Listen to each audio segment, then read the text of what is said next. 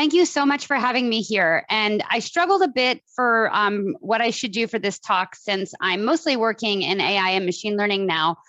So I don't have as much recent game theory work. But what I thought I would do today is to give a review of a couple of different topics in the market design for display advertising, with a tilt towards very current policy issues. And in the last paper, the one that I advertised, platform annexation, is actually a paper that's under review at a law journal. And so it lays out bringing together the insights of a couple of different theoretical models, and actually leaves open some interesting theoretical questions. So I hope that I can both present some theoretical work, but also inspire people for questions that still haven't been answered yet. And so what I'm going to really focus on is the impact of tools on markets. And this is an idea that I, like many ideas, or maybe most ideas, it feels like sometimes, I learned from Bob and Paul. And, I think we encountered, I never worked too much on spectrum auctions, but in the discussions about the spectrum auctions, the idea of bidder interfaces and ways to kind of map from what bidders wanted to, to their bids could really affect the design of markets. So we have this kind of common theme that market design goes beyond just, auction rules, but can also bleed into the software that's used to help the markets function. And so that's going to be a theme today.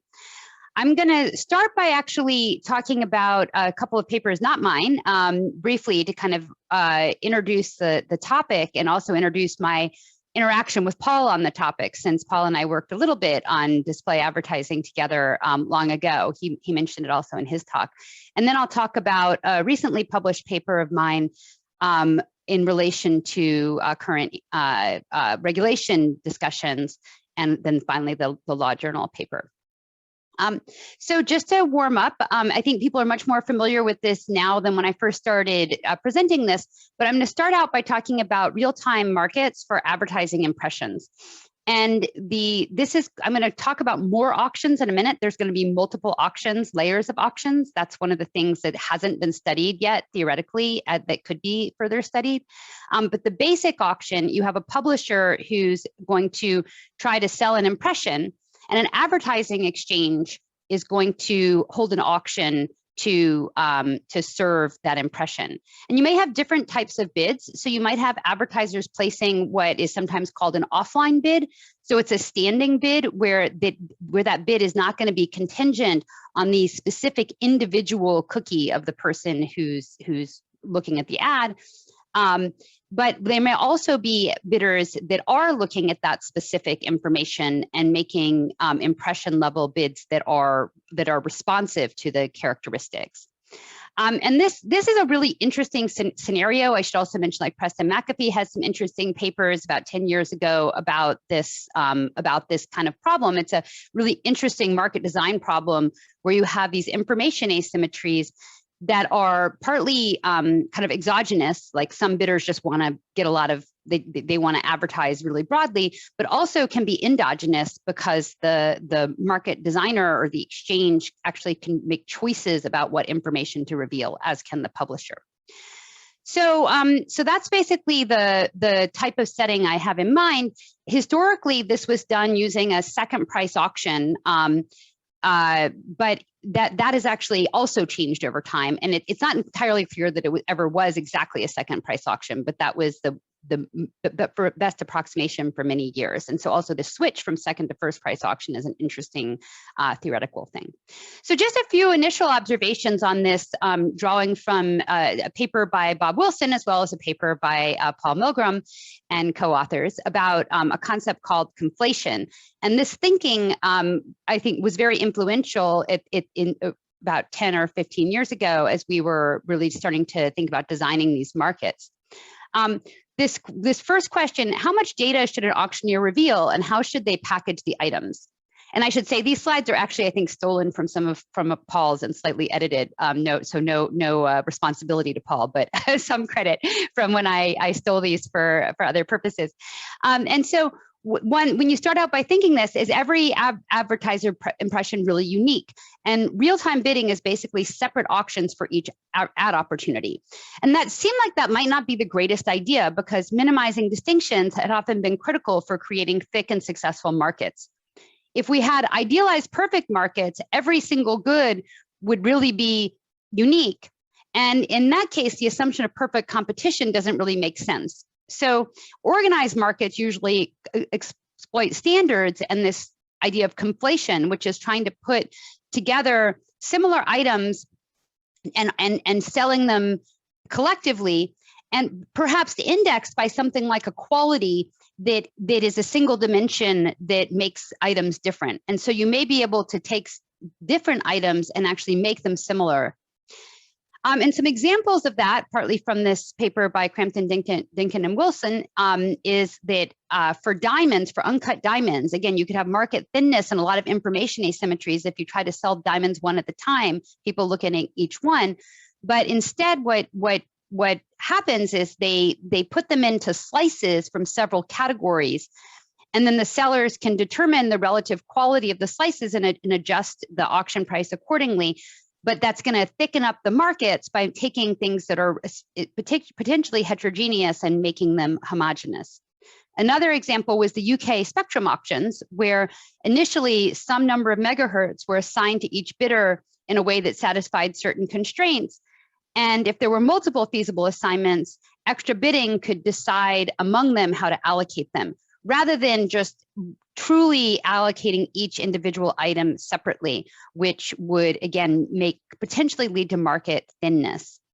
And then in online advertising, really some of the huge successes of search auctions came from the fact that we figured out, instead of selling each ad spot on each corresponding to each search term separately, the market design was such, instead, we're going to sell clicks. And so the difference between the first position and the second position is just how many clicks it gets. So if you just sell clicks, then you can bid for clicks and you don't have to bid for each position on the page. Also things like broad match, which brought together different search terms into one.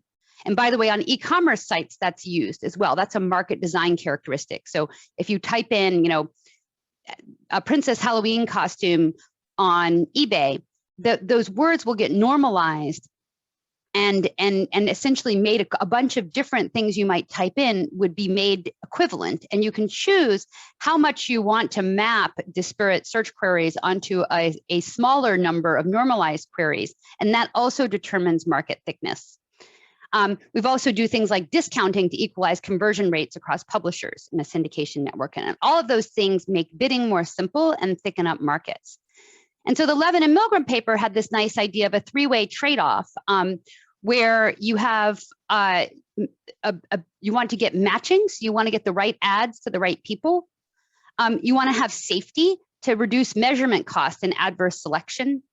And you want to ensure market thickness if you're trying to do revenue optimization, where you need to use appropriate bundling. And so this framing, I think, really well captures a lot of the high-level trade-offs that auctioneers face in this setting.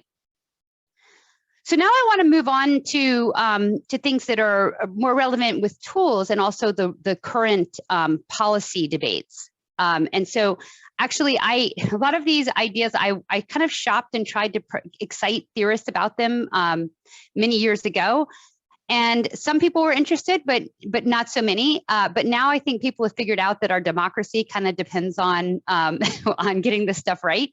And furthermore, there's lots and lots of regulatory attention. So the questions actually are not brand new, but the importance of them now, it's not just some niche little problem, but it's actually something that people think might be important. And it's also, of course, grown dramatically in magnitude.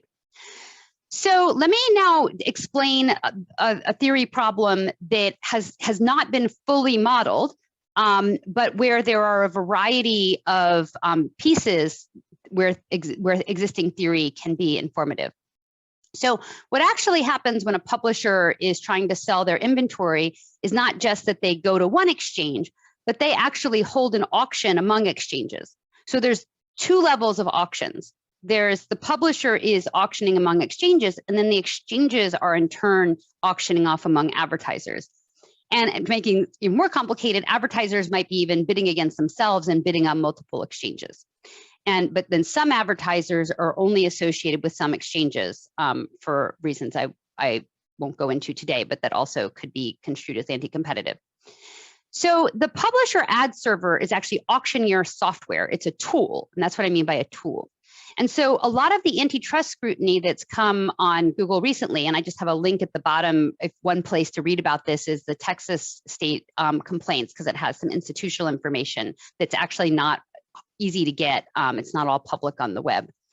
But some of the different types of antitrust scrutiny I've outlined. So let me explain, though, this publisher ad server software. What it is trying to do is it's trying to do revenue optimization on behalf of the publisher.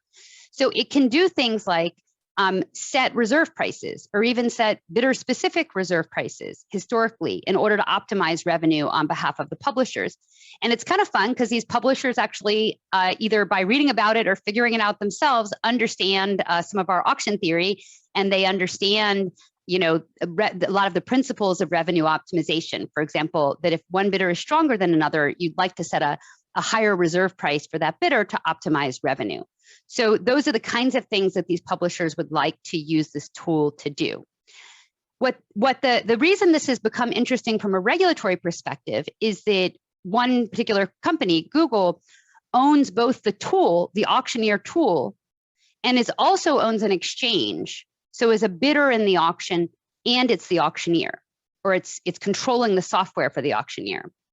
And so what's happened in various points in time is that auctioneer software tipped the auction in favor of one of the bidders. And again, this is the publisher's auction between exchanges. And so this actually creates antitrust problems, but it also creates interesting theoretical questions about, well, what would happen, if somebody ran an auction that was, not really designed in the interest of the publisher, and then what would the publisher do to try to counteract this unfair auction? So just an example of some of the things the software would do, they let the Google Exchange cream skim in a variety of ways over time. So for some period of time, they were the only bidder who got access to the impression level data. They had something called a waterfall, where you would go from one bidder in sequence. And so Google was at the front of this and could basically take the impressions, look at the real-time information, and decide to bid on it. And then the other bidders would never see that those objects exist. So the other bidders would only see things that were rejected by Google first, which creates a particular kind of information asymmetry. The software would let Google's ad exchange look at all the competing bids before making a final bid. Just what you always wanted if you were auctioning something, right? You want one of the bidders to be able to look at the other bids before they make their bid. Not ideal from a revenue optimization perspective for a publisher. Recently, they also put in something called a unified pricing rule. So previously, the publisher had been able to use bidder-specific reserve prices to optimize revenue, but they changed the software so that you had to use the same reserve price for everyone, partly because they had noticed that people were setting a higher reserve price against Google's exchange, which is the revenue, which is what auction theory says that you should do. So all of that creates really interesting information asymmetries and scenarios that we might not have necessarily considered because they're sort of suboptimal scenarios. And so then what happened on top of that is the publishers then, because they weren't able to optimize their revenue with this software, hacked the auctioneer software in various ways to counteract it, including introducing called header bidding, which was a third auction that was run before or in parallel with the software run auction to try to let the other bidders bid on equal footing and counteract this disadvantage. So then we have a 3-level auction instead of just a 2-level auction, where the same advertisers might be coming in through different exchanges and through these different auctions. So pretty complicated setting. So I would say that the future work, I don't actually suggest anybody build a model of the whole thing because it would probably be intractable, but there's a lot of these nuances that haven't really been fully modeled. And there's actually a lot of people right now very interested in understanding better the implications of all of this. So it's an interesting question. So I actually started working on this problem a long time ago. The paper just got published last year, but it's an older paper. And it was motivated by these exact problems, this cream skimming, which was starting to happen, but it got more pronounced over time. So just really briefly, we model just one piece of this problem. So just a single auction, not the multi-layered auction, where people are bidding for these advertising impressions. We model it as a common value setting. And so we focus on asymmetric common value second price auctions. And in this, the first question, of course, is, well, didn't Milgram-Weber solve this problem? Actually, this is my old slide. I didn't make this just for this presentation because that is often the problem. Didn't Milgram and or Wilson solve everything that was interesting? In this particular case, they partially solved it, but actually there's a lot of ambiguity, because if you have two asymmetric bidders bidding against each other in a common value auction, there's actually a continuum of equilibrium. As long as the bidding strategies are strictly monotone, you can have an equilibrium where bidders just bid the expected value as if they tied with the other player. In this picture, I've just got the signals, and I've got the line is showing where, given a particular set of bidding strategies, where the bidders would tie. But basically, any of those divisions could be an equilibrium. So we worked on this. The paper problem wasn't completely solved, and so we worked on this, and we thought about, here's a specific example that's a special case in our paper, where advertising impressions have the same value to all bidders, and we imagine they're either a peach or a lemon. Our paper is called Peaches, Lemons, and Cookies, because cookies is how you know whether it's a peach or a lemon. And we imagine there's an informed bidder who, with some small probability, knows something about the value, like they might have a cookie, or they might get access to real-time bidding information. And there's an uninformed bidder who only knows the prior. And so we think about this model, and again, the paper is more general, but just to kind of fix ideas, we think about two special cases. One where the informed bidder sometimes finds out that it's a peach, it's a good high value impression, it's a real person. And so that's the only kind of information that's available. So they might know nothing, or they might know that this is a really good user. A second special case is where they are occasionally informed about lemons. They might see, oh, this is a robot. And they sometimes know that it's a robot, and they sometimes don't know anything. And so what our paper does is it proposes a refinement and justifies it in this context, and then shows that in a second price auction, if there is even an epsilon chance that the informed bidder can see lemons, the revenue collapses and the publisher earns no revenue. On the other hand, if there's a little bit of asymmetric information about peaches, or it's a first price auction, then the revenue is more continuous as a function of the probability of this asymmetric information. And so one of the reasons this is relevant for the current regulatory setup is that, in principle, the kinds of informational advantages that Google gives itself can be very detrimental for publisher revenue, unless they can try to compensate for some way. So this is shows that this kind of asymmetric information can be a real concern, which isn't surprising, but that's the result.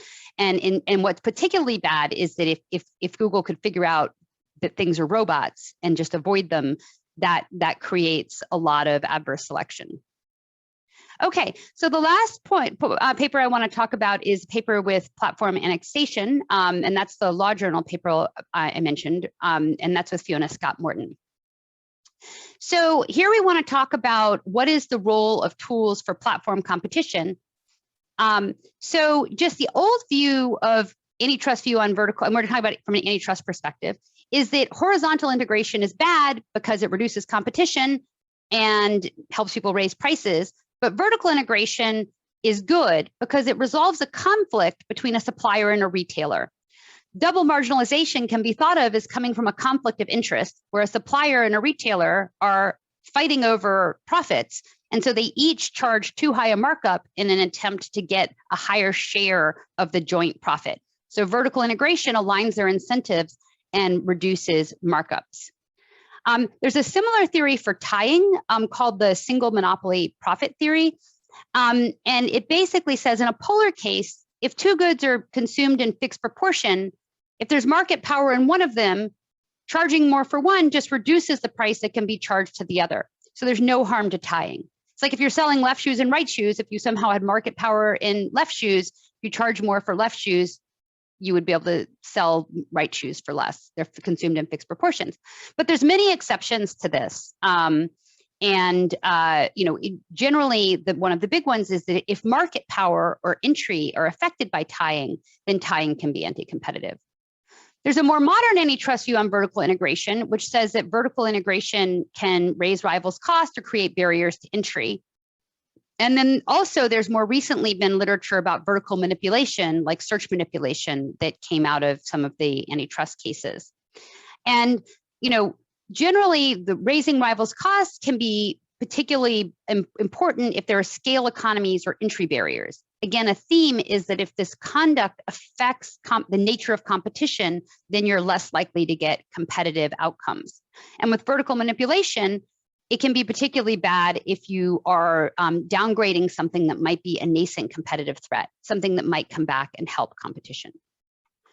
So in our paper, we focus on a specific type of vertical integration around tools. And so that's the link back now to the display advertising. Just to set this up, we're thinking about now platform competition, sort of like advertising exchanges are an example where you're matching advertisers and publishers. In platforms, as you all know, indirect network effects are important. Buyers like sellers, sellers like buyers. Multihoming is when you use multiple platforms, and the extent of multihoming is super important for determining outcomes and profits. And the take rate is a word for the fee charged by the platform, or the gap between what the buyer pays and the seller receives. An example where multihoming is relatively prevalent, at least today, would be Uber and Lyft. So riders multi-home, like if you find out it's going to be 15 minutes for an Uber, you'll open the Lyft app. And drivers are highly motivated to keep most apps on, because if Uber doesn't have a ride for you, you're just sitting there. So why not turn on the Lyft app? Now, what we might expect in the future is that Uber and Lyft will try to find ways to reduce this multi-homing. Loyalty programs, nonlinear rewards, bonuses for doing a certain number of rides with a particular company.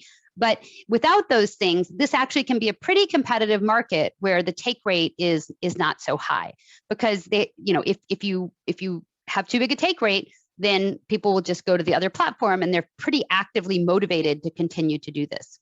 So that happens in this market because, if you're just sitting there, like you don't want to stand there in the rain for 15 minutes, so you're highly motivated to get the lift, and the driver's just sitting there waiting for a ride. But in a lot of settings, multi-homing has more frictions, and so tools can play a really important role. In particular, you can have demand-side tools that might help, buyers, compare prices. You might have supply-side tools like the publisher tools that help a publisher auction off its ad space. So you can sketch out a little bit of a model here where there's an incumbent platform, a competing platform, and potential entrant platforms. Entry incurs sunk costs. Direct connection for buyers and sellers is costly. So a tool can help reduce the costs of connecting to platforms. Tools also help with price comparison and generally reduce multi-homing costs. They have also some scale economies or switching costs, which creates a barrier to entry in tools as well. And platforms can choose whether or not to interoperate with a tool. And that's going to be key for the incentives of a platform and the incentives and ability for a platform to engage in anti-competitive conduct is their ability to withhold themselves from a tool.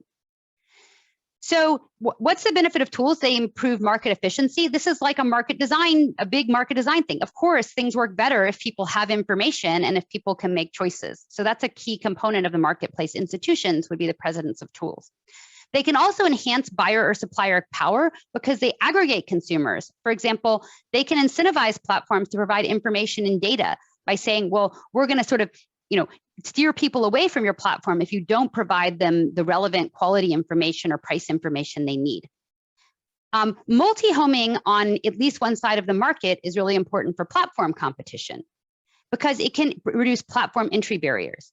If all of, say, the demand side is multi-homing and using tools, then a new platform can come in. As long as the platform can do something to get some suppliers on board, they just have to get the tool to support their platform and they'll get all the demand side on board. So if at least one side is using a tool, then your chicken and egg problem is dramatically simplified. And that's one reason that tools can be a really big threat in these markets. And then sufficient multi-homing on both sides can lead to low take rate, enhanced competition, and efficiency. The network effects occur at the market level rather than the platform level. So platform annexation, where the platform buys a tool, can interfere with efficient multi-homing. So this goes back to the example we had before, where you have publishers and advertisers, and there are tools that intermediate. Independent tools would compete for constituents in quality, service, and price, and they would interoperate efficiently to help their constituents find the best deals. But annexed tools might steer business to their own platform. Annex means here vertically integrated or aligned with exclusive contracts. And they can attract customers potentially by providing an advantage over other tools. So if you have the biggest ad exchange, then you can make your tool be the only one that fully interrupts with your ad exchange, and therefore people want to use your tool. So when we think through the economic theory of these things, we want to think about why is this anti-competitive and why does that competition work? So there's basically a couple of things to think about. First, there are externalities from multi-homing and tools. The benefits from the tools accrue to all participants. If the tools help competition between platforms, that's going to reduce take rates and prices. But an individual participant bears the costs from adopting a tool. So the individual participants are sort of free riding on other participants to use tools and support their tools. So the tool creates positive externalities. The impact of platform annexation is that it makes it hard for other competing platforms to enter, because if those competing platforms are disadvantaged by the tools, they aren't able to solve the chicken and egg problem. So there's an incentive for the platform to do it to increase profits. Then we have to think through the incentives. Like, is it actually an equilibrium for a platform to annex a tool? Will people still use the tool? Will people still use the platform?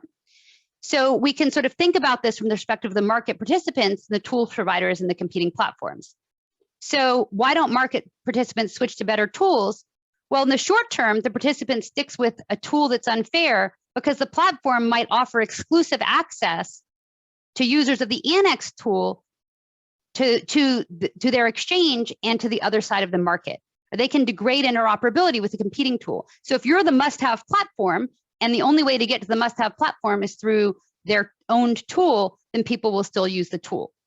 In the long run, the competing platforms deteriorate, and if there's only one platform, then what do you care about price comparison for? So there's no reason for a tool to exist if there's no price comparison needed. So if a tool can succeed in putting a competing platform out of business, then in the long run, the tool is providing perfectly good value because the part it was degrading, which was the price comparison, no longer even matters. New tools don't enter because they're switching costs and scale economies, but also the large platform always has the threat to withdraw or reduce interoperability with a new entrant tool. And so if the tool doesn't work with the must-have platform, nobody will use the tool. So the tools don't enter. So all of this can work out.